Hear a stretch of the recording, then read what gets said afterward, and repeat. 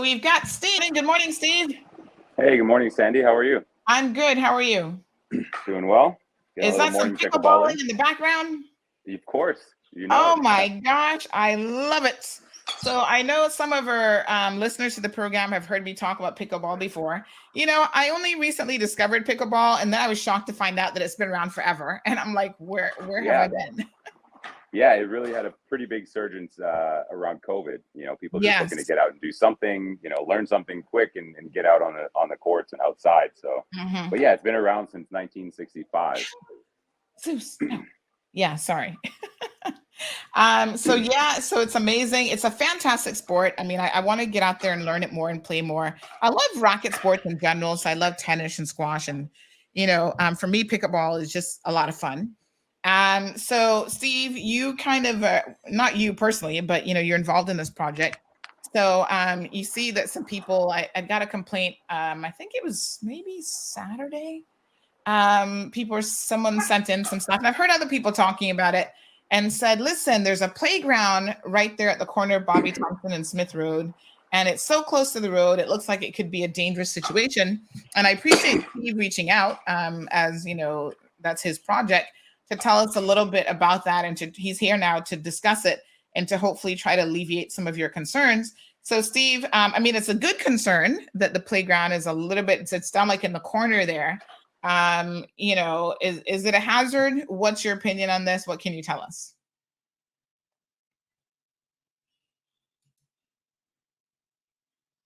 Uh-oh. Did we lose you in the connection there, Steve? Oh boy, that Wi-Fi might have dipped out a little bit. Okay, Sorry, there we go. sorry about that. Yes. Had a call come in and it just ruined everything. Okay. Yeah, put it in airplane mode. Yeah, so Steve, I was just saying that we've received some concerns and some comments about this potentially being a hazard, the location of the play, the kids' play area. Tell us a little bit about what you say will be some mitigating factors in relation to that. Yeah, so first of all, we appreciate all the comments that we're getting. It's not it takes a whole village to run something like this. This is kind of our baby as well. So I appreciate all the feedback we're getting, and the concerns are definitely valid. So a couple of things just right off the bat.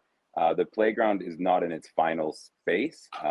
We kind of built it where it is in order to figure out the exact footprint and where all the columns are going and everything.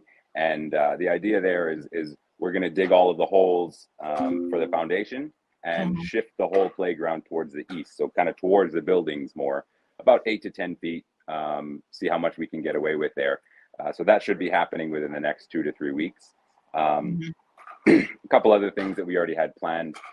We will have a fence surrounding the entire playground on the inside of the hedge that everybody can see on the perimeter. And that's just kind of to prevent, the little escape artists from, wandering off into some dangerous areas. So the playground itself will be fenced in.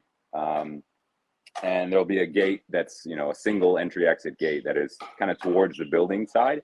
So any kids leaving or entering the playground will be in view of, the restaurant and parents that may be sitting nearby, et cetera. And we're also planning to put in some sunken concrete bollards. They'll be double steel reinforced. We kind of did think some of these things through. In addition to that, we've been talking with NRA to include a crash barrier on that corner.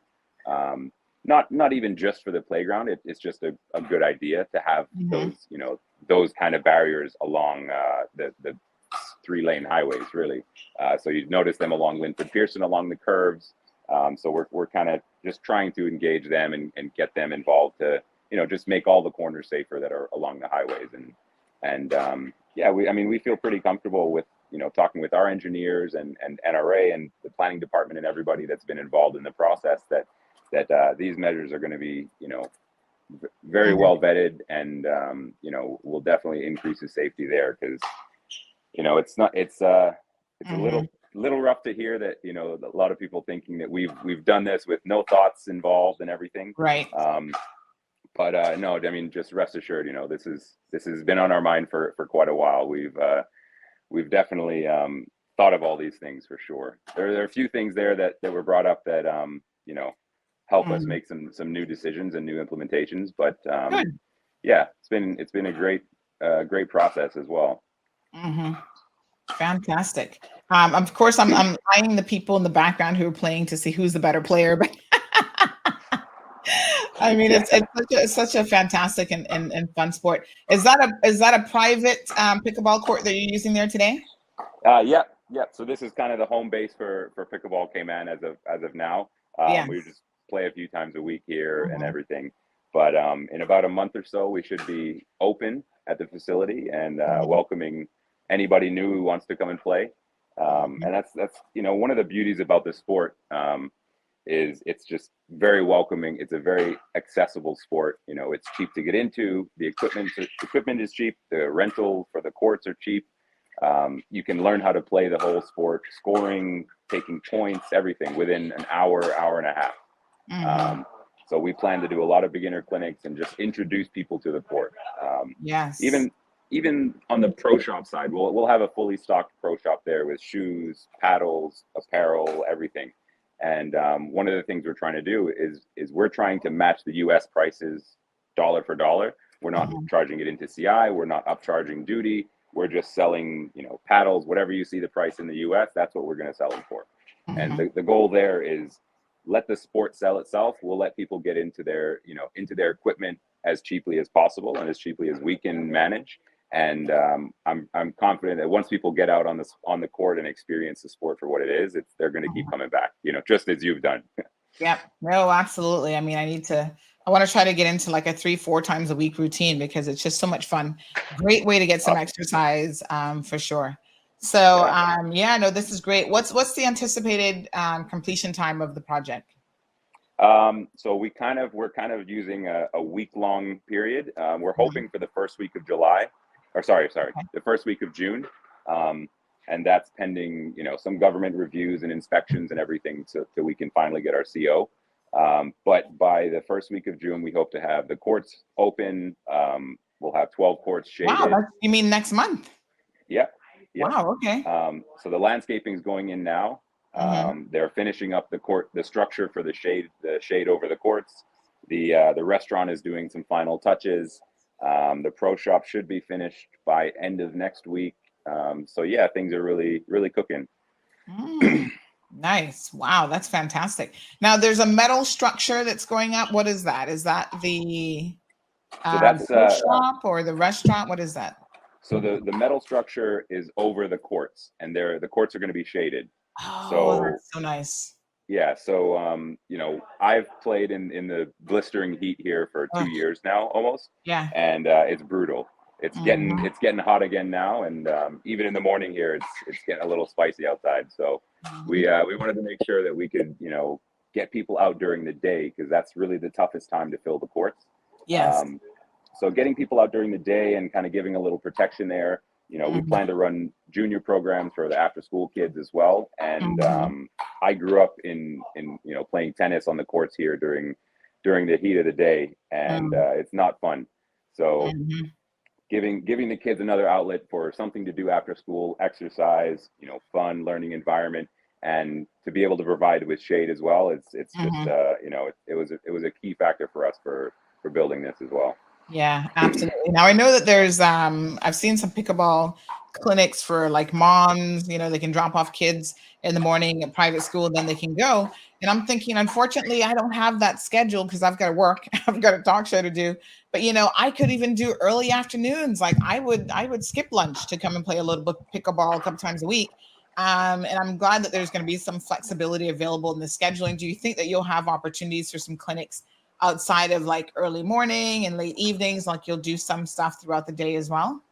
Yeah, absolutely. So we're going to have a pretty heavy focus on bringing tourists down to the island as well. It's kind of a new venture for the island, you know, the sports tourism side. We've had it going for a while with, you know, the Flowers Sea Swim, the Cayman Marathon, you know, all the team sports that bringing college teams down and everything.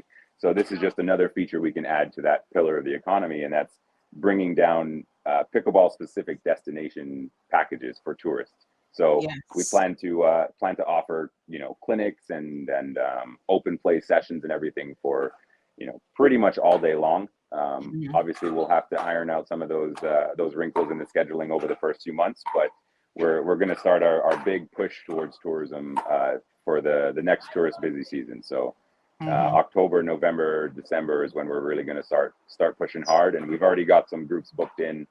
We have some groups 60, 70, 80 people that are ready to come down.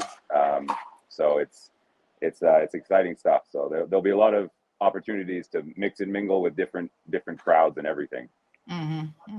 Wonderful. All right, Erica says thank you for reaching out to clarify the safety concerns. So we really appreciate it as well. And Steve did reach out to us yesterday to say, hey, we've seen your post, and we want to make sure that people understand exactly what is going on at the location. So really appreciate that, Steve, and looking forward to this facility opening up so that we can all enjoy it. Because, the more activities, we had some health experts on this morning, the more physical activities and spaces that are available for, kids, adults, seniors, everybody to kind of get out there and enjoy, the better, really, for all of us. Yeah, absolutely.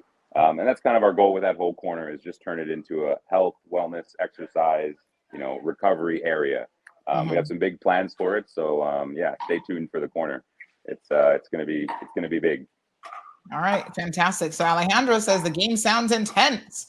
Oh, it's a lot of fun. I'm not really keeping score yet. I find the scoring's a little bit more tricky, like how you serve. Tennis is a little bit more straightforward. So I find it a little more convoluted. But sometimes you don't need to keep score. You just go out there and run around the court and chase the ball and hit it. Then you just call it drilling. You're just practicing. Exactly. Fun stuff. So it looks like somebody is definitely getting a workout there behind you.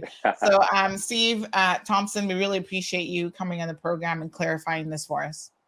Yeah, thanks a lot for having me. And appreciate everyone's comments and feedback and concerns, and keep it coming. We want to make sure everybody's feels as comfortable, as involved as they can be with everything that's going on here. And we're fully transparent. So anybody has any questions, you can reach out to me directly at steve@pickleball.ky. Right. And can I come and get a few free lessons off of you, Steve? We'll see. I mean, I may be able to hook you up. I know a guy. Yeah, you know a guy, right? Maybe some assessment where I can make some improvements. We'll start in the scoring. Yeah, for sure. All right, Steve, we really appreciate you. Steve at pickleball.ky. You guys can reach out to him again. This is going to be an entire facility. I know some people weren't even really sure what was going up there. All they saw was some play area, and they were like, what on earth is this? So it's an entire facility, restaurant, pickleball courts, the works, all about wellness and health. So that's going to be a fantastic venue for sure. Yeah. All right. Awesome. Yeah. Thanks, Sandy. Thank you, Steve. Have a good one. You too. All right, folks. So as usual, guys, we like to bring it directly to you all so that you can have the information straight from the horse's mouth. If you've not tried pickleball before, go and check it out. I actually purchased, just how I got started, just a little net. I think it was cost you less. That had a little net that you can put in your yard, and it came with some rackets and little balls, and we were out there playing around. I'm like, oh, this is a lot of fun. My husband says I always get really, really competitive, though. He's like, oh, honey, chill. You got a competitive streak. And we actually had a little pickleball thing going with Jason and Ruthlin. We need to get back out there and start playing again. So yeah, we're gonna